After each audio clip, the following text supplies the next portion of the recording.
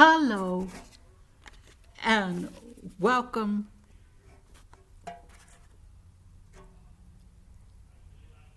to Spirit Touched.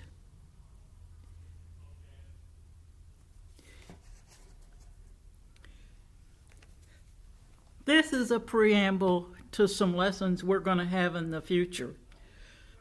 There's a really good reason why God does not approve of hate towards people of other nations and religious teaching. In the mid-1750s, the English and French lived side by side in what is now Nova Scotia. There was mistrust, misunderstanding,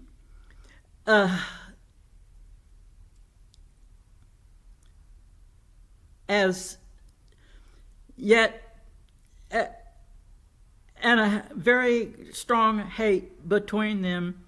So the English rounded up and drove the French away. Yes, both were worshiping the same God. Many of them ended up in this country in what was the Louisiana Territory. How sad that in 2025, for all those same reasons, people are being rounded up in this nation and thrown out, i.e., sent back to their nation of origin or placed in what amounts to concentration camps. Doing such an evil thing was not right 275 years ago, and it's still not right now. When will we learn our lesson? The reason both groups were in Nova Scotia was the French and English War in what is now the United Kingdom. What were they fighting about? Land. Each nation thought the other one was evil and refused to work out their differences peacefully. In Nova Scotia, then the English insisted the French sign an oath of loyalty to the British Crown. When they would not, they were expelled and their homes were burned. America is better than that. Doing such a thing is not who she is or what she stands for. At the end of World War II, all of our troops vowed never again. Well, never again is now, and we must find a way to stop it before World War III breaks out. Please pray. Ask God for wisdom and guidance. As 1 Thessalonians 5:5, as the children of the greatest generation, we cannot allow the blood shed by our parents and grands to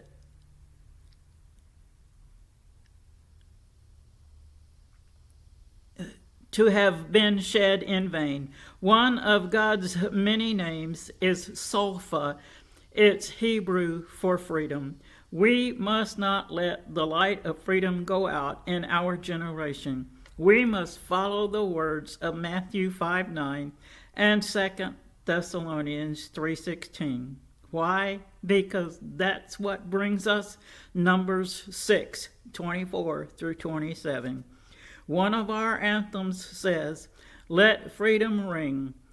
It's time to let the voice of freedom ring from border to border and coast to coast and every mountaintop along the way, from every state capital to our nation's capital, in numbers too many and too loud to be ignored.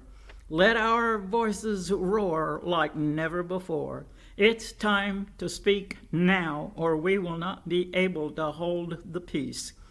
The voice of Peace is the voice of truth and freedom. So let it be heard loud and clear.